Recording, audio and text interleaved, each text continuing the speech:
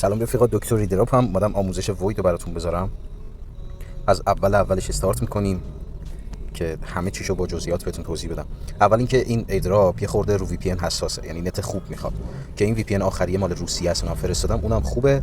اون دوتا باتی هم که قبلا گذاشتم، حالا اونایی که میخوان اشتراک بخرن از اون بخرن. لوکیشن سوئیس و لوکیشن اماراتش واسه این بازی عالیه، ولی به هر حال باز به خاطر نوسان نت ما یه لگای داریم وسط دیگه، قطع و وصلیایی داریم. خب اولش که وارد بات میشید بهتون چند تا جایزه میده. 3 تا تیر داده، 3 تا شیلد داده، 3 تا آیس داده، 3 تا فرشته داده که وقتی میمیرید میتونید با همون وزن قبلیتون برگردید به بازی. این آخری میتونید دوباره برگردید به بازی. این آخری که یه دونه داده اون با وزن قبلیتون برمیگردید تو بازی. حالا جریان اینا رو هم بهتون توضیح میدم. اولین کاری که باید بکنید وارد این صفحه اصلی شدید، ببین این پایین علامت فلشه روش بزنید. من اینو ضبطش بزنم. این تسکا رو دونه دونه انجام بدید. چیز هم نمیخواد، ادلیست نمیخواد، خیلی راحت میتونید عضو بشید چون ممبرای کمی داره. من این شیشه رو بدم بالا یکم سر صدای بیرون نیاد. خب این دوتا هم که راحتن دیگه، حالا من تا همین حد بذار انجام بدم، ولش کن. خب سریع کاراشو میکنیم چون میدونم ویدیو ممکنه یه خورده طولانی شه. تمام. برمیگردیم صفحه اصلی، دوباره روی این گزینه میزنیم، عکس پروفایل روی این میزنیم. یه لول همه اینا رو آپدیت میکنیم. الان بهتون میگم اینا واسه چی ان. یه دست بازی میکنم که تو بازی ببینید.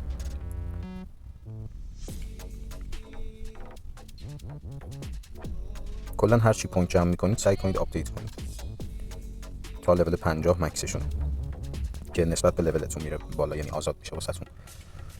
حالا وارد بازی میشم. ببینید چند مدل بازی داره.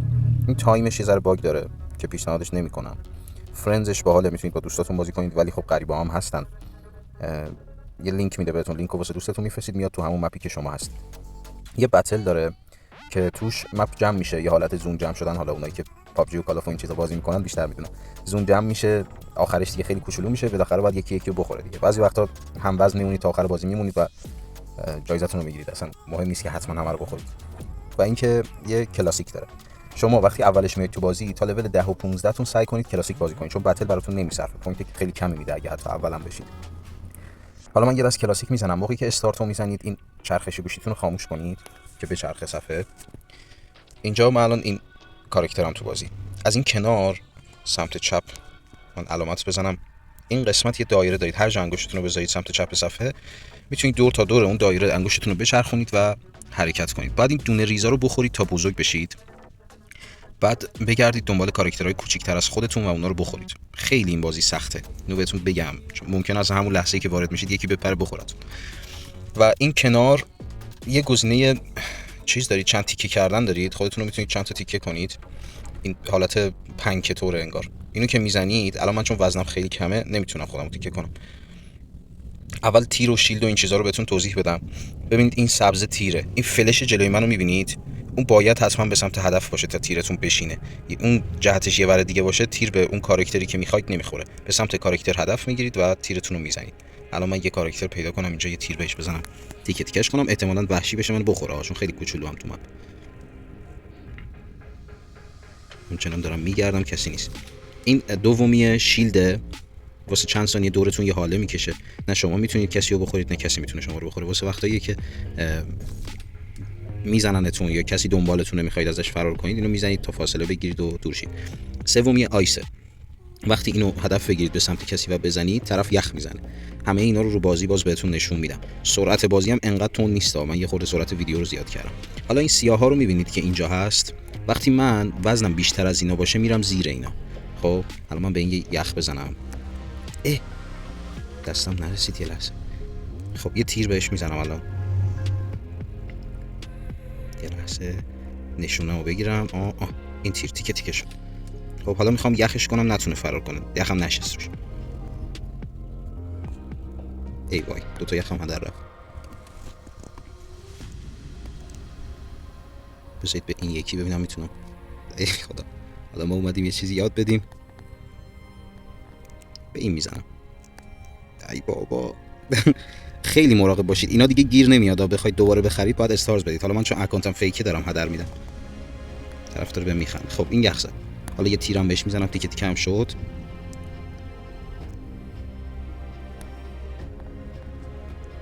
دوباره بهش یه تیر دیگه بزنم فقط صرفا واسه اینکه بدونید چه شکلیه من دارم این کارا رو میکنم. و اینکه حالا به اینم یه تیر بزنیم، یه آیس هم بزنیم وایسه برای چند ثانیه.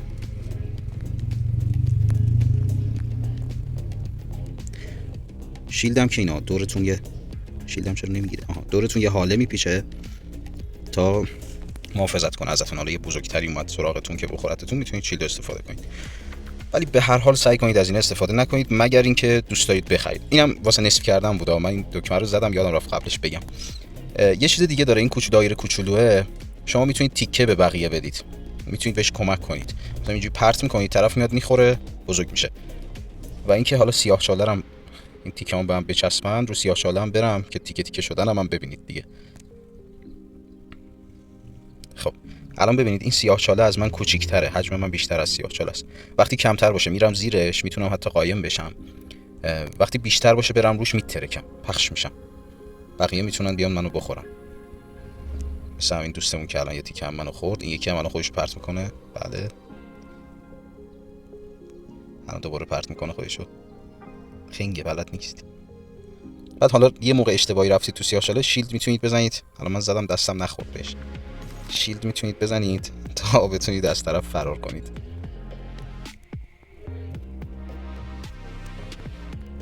یا ایسان بهش بزنم.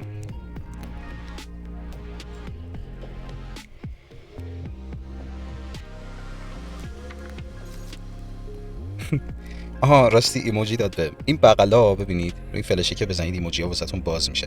شما میتونید روی اینا هر کدوم که دوست دارید همینجوری. این منو خورد، یه شیلد بزنم. خب ببین گیر کرده بودم شیلد زدم، الان شیلدم باز شه میپره رو میخورد. همونطوری که گفتم دیگه بازی رو حفظم تقریبا. و اینکه میتونید اینجا ایموجی بدید. حالا میخواید با یکی تیم اپ بکنید، یار شید باهاش یا هر کار دیگه ای، اینجوری میتونید بهش ایموجی بدید و نشون بدید که حالا کاری بهت ندارم. یا مثلا یکی عصبانیت میتونید اینا رو بدید، میتونید فوش بدید. حتی یه اف هم داره که خودتون معنیشو میدونید. اینا یه دونه اف داره فقط تو اینجا که مشخص معنیش چیه. و اینکه همین دیگه کلیت اینجای بازی این بود. بذار من خودم رو ریز کنم به این کمک کنم. این کوچولو گناه داره چون میخوام بیام بیرون از بازی. بیاید تیکه های منو بخورید. خب حالا واسه اینکه برگردم تو بازی ببینید اینو بزنم، این وزنتون هم این بالا نوشته، علامت بزنم اونجا وزنتون رو نوشته. و اینکه رنک چندمیدم اینجا نوشته. میتونید رنک 1 و اینا رو ببینید همه رو. رنک 1 چند کیلوه، رنک 2 چند کیلوه. و اینکه وقتی بزرگ بشید همینجوری رنکتون هی تغییر میکنه دیگه. کل داستان این بود. و اینکه حالا بیام بیرون. 60 تا الان بهم ایکس پی داد. نمیدونم لولم اضافه شد یا نه، فکر نکنم به این راحتی لول بیاد بالا. لولم همچنان 139 تا دیگه ایکس پی بگیرم اینجا نوشته. میتونم لولمو بیارم بالا. حالا راجع به این آپدیت ها بهتون بگم. از اینجا میتونید تیر و این چیزا بخرید که این دیگه بستگی به خودتون داره، هر چقدر دوست دارید. اگه دوست دارید بخرید، اگه دوست ندارید بخرید. تو این قسمت میتونید اسکینتون رو عوض کنید. 20 دونه پوینت میدید یه اسکین میخرید. مثلا من الان دیگه تو بازی این شکلیه. و اینکه موضوع اصلی این آپدیت هاست. اصلا اینا همه فرمالیته است، به درد نمیخوره. موضوع اصلی این آپدیت هاست. ببینید این آخریه سرعتتون رو نیم در هر یه لولی که آپدیتش میکنید سرعتتون رو نیم درصد زیاد میکنه تو بازی. تا 25% میتونید اینو آپدیت کنید، یعنی 100 لول، نه 50 لول ببخشید، 50 لول میتونید اینو آپدیتش کنید که میشه 25% دیگه اگه اشتباه نکنم. این دومیه، اون وزنتون رو اول بازی زیاد میکنه. یعنی هر چی اینو آپدیت کنید اول بازی سنگین ترید و این خیلی به نفعتونه. میتونید هدفهای ریزتر رو راحت تر بخورید دیگه. این یکی تندتر میتونید خودتون رو تیکه تیکه کنید. بعضی وقتا به کار میاد. وقتی مثلا یکی دنبالتونه، هی تون خودتون رو میتونید تیکه کنید، هم سرعتتون بیشتر بشه، هم زودتر از دستش فرار کنید. این یکی وقتی خودتون رو تیکه تیکه میکنید زودتر به هم میچسبونتتون. یعنی یه فاصله میگیرید، حالا دور میشید، هر چی لولش آپدیت تر کنید تایمی که براتون میگردونه به حالت اول سریعتر میشه. این یکی واسه اینه که وقتی تیر خوردید زودتر بچسبید، برگردید به حالت قبل. این واسه وقتیه که اگه اشتباه نکنم شیلد که میزنید احتمالاً شیلدتون رو زودتر برمیداره. حالا آخه یه بدی هم داره شیلد دیگه، وقتی میزنید نمیتونید کسی دیگر رو بخورید. حالا شاید به خاطر این باشه. این اولی هم وقتی بهتون کسی آیس میزنه زودتر آزاد میشید، یعنی همینجوری یخ زدید زودتر باز میشید و میتونید فرار بکنید. من پیشنهادایی که دارم واسه بیشتر آپدیت کردن یکی اینه که وقتی تیر خوردید زودتر برگردید، ولی مهمتر از هر چیزی اول وزنتونه و سرعتتون. این دوتا خیلی مهمن تو بازی. اول سعی کنید این دوتا رو آپدیت کنید، بعدش قفلی بزنید رو این و این که وقتی خودتون رو تیکه کردید زودتر بچسبید یا وقتی تیر خوردید زودتر بچسبید. اینا خیلی مهمن. کل بازی هم که به همین سادگی بود. یه دستم بتل بریم، سرعت ویدیو رو اینجا خیلی میبرم بالا. البته نصف نیمه هم بازی میکنم، طولانیش نمیکنم. توی بتل اول وارد بازی که میشید بعد صبر کنید این 30 نفر تکمیل بشن و تو اینجا میتونید ببینید کی از شما سنگین‌تره، کی قوی‌تره. الان یه نفر اومد و لفت. اگرم خواستید لفت بدید این اکسایت رو میزنید و میید بیرون. من دوباره استارت کنم. الان یه نفر اومد تو مپ. ابراهمان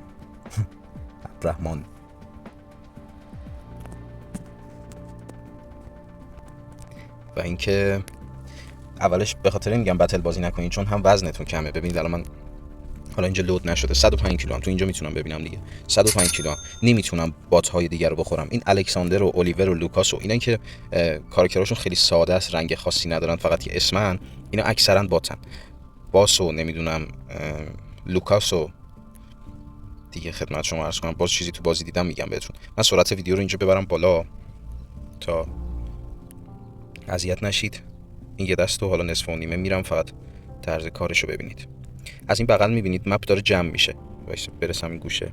نه مپ داره جمع میشه تا جایی که دیگه یه دایره خیلی کوچولو میشه. تا اون موقع تونستی خودتون نگه داری برد کردی، نتونستی که دیگه متاسفانه باختی و باید یه دست جدید شروع کنی، ولی به هر حال پوینت تو میگیری، حالا چه کم چه زیاد. نه لوکاس و نوآه حالا نمیدونم اسمش دقیقاً چیه، نوحه چیه. ببینید من زورم نمیرسه اینا رو بخورم، باید از این دونه هی بخورم تا بشم 140 کیلو 150 کیلو، تازه تقریبا هم وزن اینا بشم یا یکم بزرگتر بشم بتونم بخورم. فاصله وزنیتون وقتی کم باشه طرفم نمیتونه شما رو بخوره. الان یه خورده من بزرگتره، حالا نمیدونم الان خیلی دونه خورد. ببینید این یه خورده من بزرگتره، این نمیتونه منو بخوره، ولی یه کوچولو دیگه بزرگتر بشه اون موقع میتونه. بعد وقتی از یکی بزرگتر باشید، وقتی رو هم دیگه قرار میگیرید، اونی که بزرگتره بالاتر وای میسه، اونی که ریستره میره پایین، یعنی زیرتر. من چون الان از من بزرگتر بود اون باته، من زیر اون بودم. این بخوام اگه ویدیوشو کامل بگیرم خیلی طولانی میشه دیگه، تا همین حد به نظرم کافیه. این باته ببینید خیلی بزرگ شده، من برم سمتش منو میخوره. خورد منو. حالا 3 ثانیه فرصت دارم برگردم به مچ که نمیخوام و پوینتمو میگیرم و خارج میشم. به خاطر همین میگم اول کلاسیک بازی کنید تا پوینت های خیلی بیشتری جمع کنید، لولتون بیاد بالا، لول 15 20 اینا که شدید اون موقع، حالا 15 هم خوبه، حتما لزوما لازم نیست 20 بشید تا برید تو بازی. 10 و 15 شدید دیگه میتونید بتل رو استارت کنید که هم به صرفه تره، هم جالب تر و باحال تره، رقابت خیلی باحالیه. و اینکه تایم داره دیگه، اینجوری وقتی میای تو کلاسیک که آدم دلش نمیاد خارج شه، باز بتل که بازی میکنی یه ذره که بازی میکنی خسته میشی میای بیرون. من انقدر این بازی رو دوست دارم برم تو شکم این، خودم داشتم میومدم خودش رو پرت کرد رو من. خب حالا چیزای دیگه که داره اینجا همون آیتما و اسکیناس شاپشه، یعنی در است. اینجا میتونید لیدربورد رو ببینید، یعنی رنکینگ رو ببینید اینجا تو کلاسیک، همین بازی که الان آخرین دست داشتم میرفتم که گنده اومد خودش پرت کرد رو من، اون قسمت کلاسیکه. ببین من الان رنک 46000 من. بعد خیلی راحت رنکتون میاد بالا، اینجوری نیست که سخت باشه، نگران اونش نباشید. و اینکه اینجا رنکینگتون نشون میده، مثلا دیلی من 184 من. البته اینجا رو تا 50 نفر رو نشون میده، آخرین نفر 50مین نفره، ولی خب داره میگه که نزدیکی دیگه میتونی خودتو برسونی. و ویکلی رو نشون میده، یعنی هفتگی که تو هفته 4625مین نفرم. این به کنار، اینجا هم میتونید رنکینگ بازی تایم رو ببینید که گفتم باگ داره، حال نمیده اصلا بازی نکنید. اینجا هم بتلو که من خیلی دوستش دارم، اکثر وقت تو رنکینگم، منتها الان رنک 51 هم اینجا دیده نمیشم، اکانت تسلیمو میگم دیگه. اینجا اگه تسک اضافه بشه میاد تو این قسمت و میتونید انجامش بدید و پوینت بگیرید. و آخری هم که واسه آپدیت کردن کاراکترتونه. کل بازی همین بود. سعی کنید وی پی ان خوب داشته باشید چون اعصابتون خورد میشه وسط بازی و پرتتون میکنه بیرون. و اینکه چیز دیگه نمون دیگه. صفحه اولش این شکلیه، یعنی ببخشید چه بر نمیگرده، این شکلیه. وقتی استارت میکنید بهتون میگه سفر برگردون شما برمیگردونی و شروع به بازی میکنی. این نکته رو بگم، این دایره این بغلمو میبینید الان دارم باش حرکت میکنم، اینو خواهشاً زیاد نکشید. من هی میبینم مثلا کسی که بازی میکنن انگشتشون رو میذارن اینجا، وقتی میخوان یه جا گیر کردن میخوان فرار کنن هی میکشن اینو. دور تا دور همین دایره باید بچرخید. وقتی بیشتر از این دور بچرخید در میره. نگاه الان من نگاه کن ول شد. وقتی زیاد کشیدم ول شد. اینو تو همون محدوده دایره بکشید. اصلا سرعتتون تغییر نمیکنه با زیاد کشیدن و فشار دادن و این داستانا. یه حد سرعتی دارید که بیشتر از اون و کمتر از اون هم نمیتونید برید. هرچی هم بزرگتر بشید سرعتتون کمتر میشه تو مپ و سخت‌تر میشه بازی. باحاله. این جذابیتشو افزون میکنه دیگه. همین دیگه، چیز خاصی نموند. امیدوارم کامل توضیح داده باشم. دوستتون دارم، حال دلتون خوب باشه. فعلا خداحافظ.